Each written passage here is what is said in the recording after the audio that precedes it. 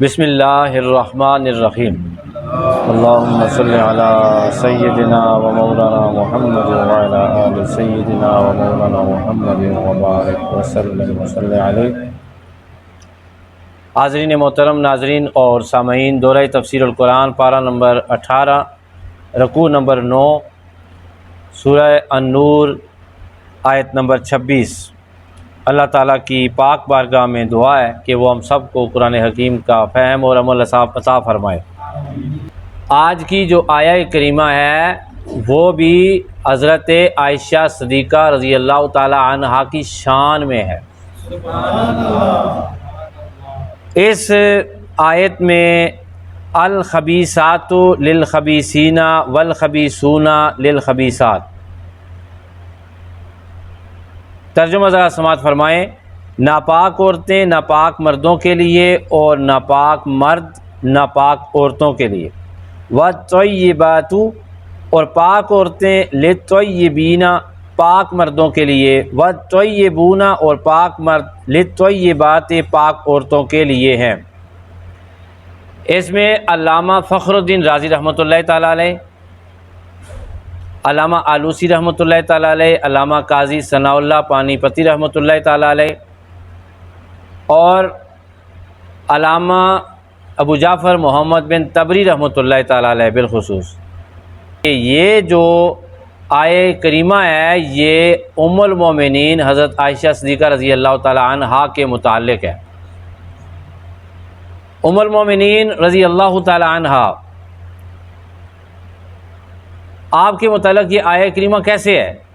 یہ ایسے ہے کہ حضرت عائشہ صدیقہ رضی اللہ تعالی عنہا پاک ہیں اور آپ کے شوہر نامدار جناب سید المرسلین محمد مصطفیٰ صلی اللہ علیہ وآلہ وسلم بھی پاکوں کے پاک ہیں۔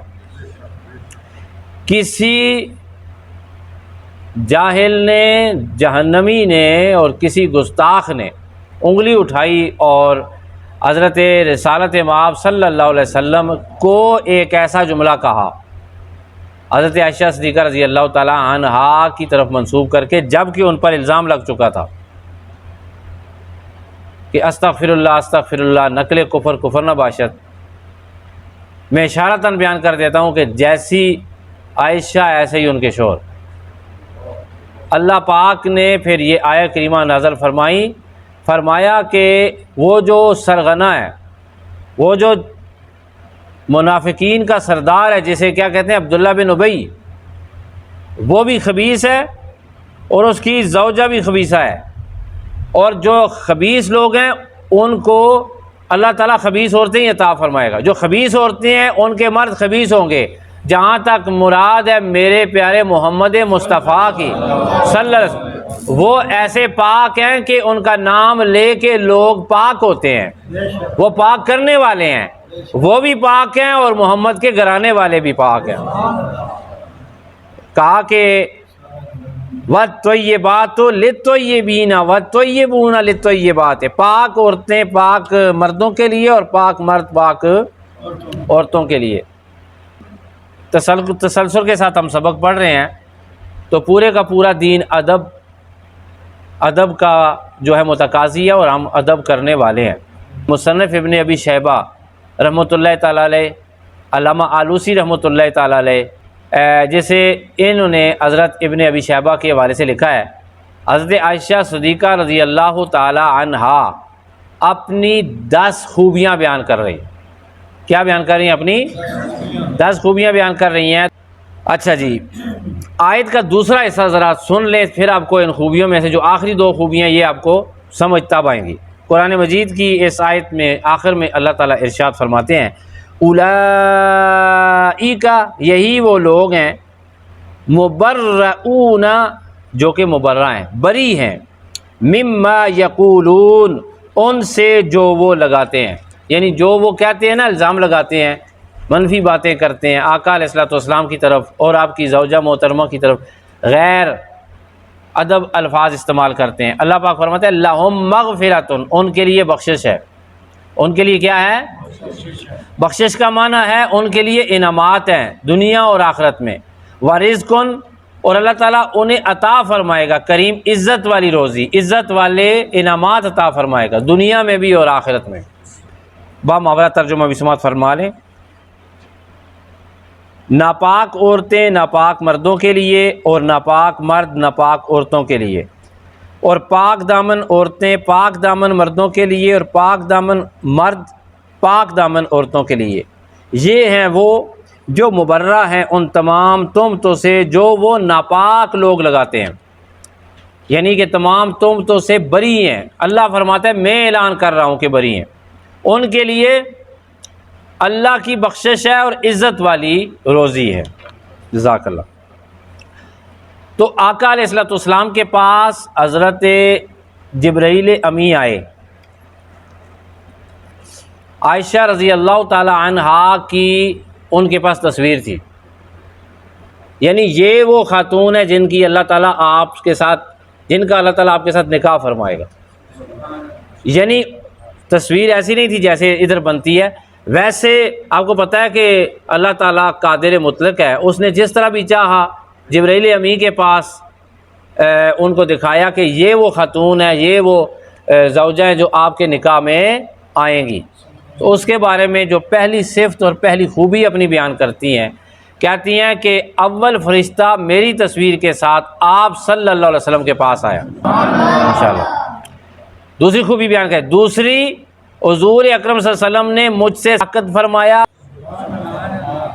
تیسرے کہتی ہیں کہ مجھ سے آقا علیہ الصلوۃ والسلام نے اس حال میں نکاح فرمایا کہ اس سے پہلے مجھے کسی مرد نے چھوا تک نہیں تھا۔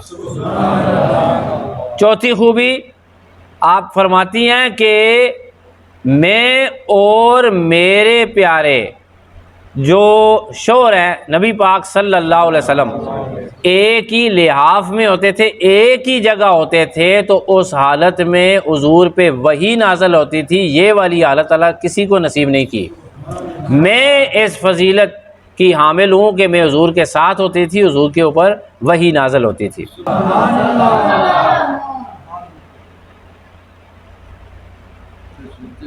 پانچویں کہتی ہیں میں حضور کی وہ بیوی ہوں جسے حضور سب سے زیادہ پیار کیا کرتے تھے۔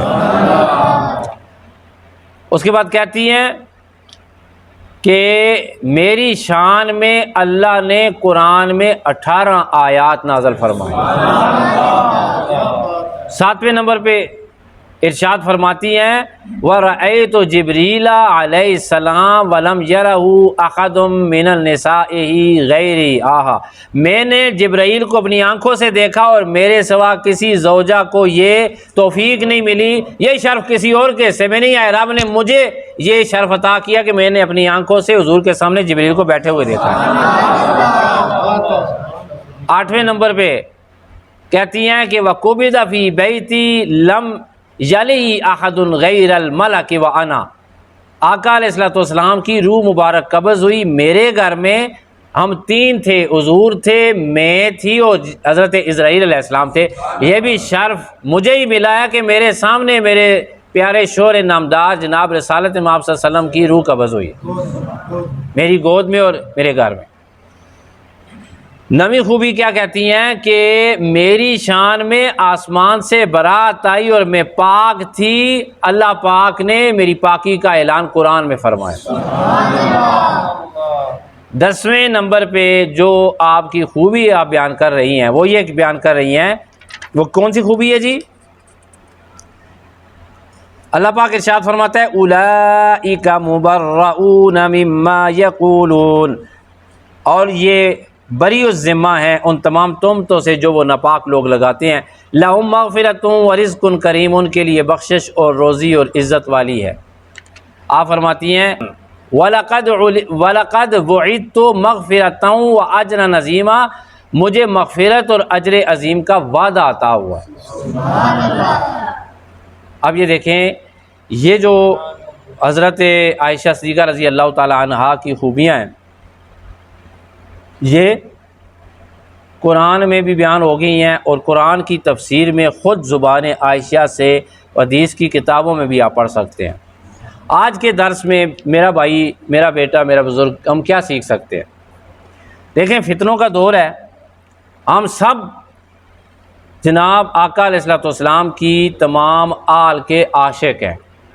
حضور کی آل کی محبت کے بغیر انسان کا ایمان مکمل ہی نہیں ہوتا۔ مولا علی، حسن حسین، بی بی فاطمہ الزہرا سلام علیہ اور دیگر جتنے آقا علیہ الصلوۃ والسلام کے، ان کے بغیر، ان کی محبت کے بغیر، ان کے عشق کے بغیر ایمان مکمل نہیں ہوتا۔ لیکن اللہ کا شکر ادا کرتے ہیں، رب تعالیٰ نے ہمیں اپنے نبی کی آل کا عاشق بھی بنایا، حضور پاک صلی اللہ علیہ وسلم کے گھر والوں کا غلام بھی بنایا، در والوں کا مؤدب غلام بھی بنایا۔ گھر والوں کے بھی غلام ہیں، در والوں کے بھی غلام ہیں۔ بہت سارے لوگ فتنوں میں پڑے ہوئے ہیں، ہمارے بہت سارے بھائی، ہمارے ساتھ رہنے والے، ہمارے پاس کھیلنے والے، ہمارے ساتھ بڑے ہونے والے بہت سارے بھائی دوست، ہمارے کلاس فیلوز، غلط سوسائٹی میں بیٹھ کر، غلط دوستوں کے ساتھ چل پھر کر اور غلط سنگت کی وجہ سے، غلط ماحول کی وجہ سے جناب ان پاک ہستیوں کے گستاخ بن بیٹھتے ہیں۔ اللہ ہمیں بچائے۔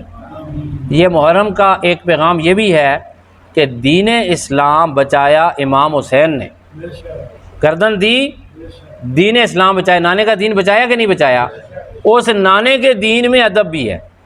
وہ دین مکمل ہی نہیں ہوتا اس وقت تک جس وقت تک ہم اپنی تمام جو مومنین کی مائیں ہیں ان کا ادب نہ کریں، اور خاص کر حضرت صدیقہ عائشہ رضی اللہ تعالی عنہا کا ادب ہمارے سینے میں نہیں ہوگا۔ جس شخص کے سینے میں، جب قرآن کہتا ہے بھئی یہ حضور کی ازواج آپ کی مائیں ہیں، تو ہماری مائیں ہیں نا، قرآن کہہ رہا ہے نا، تو وہ بندہ ہی کیا بندہ ہوا، وہ مسلمان ہی کیا مسلمان ہوا جو اپنی ماں کا ادب نہ کرے، جو اپنی ماں سے پیار نہ کرے، جو اپنی ماں کی محبت میں دفاع نہ کرے۔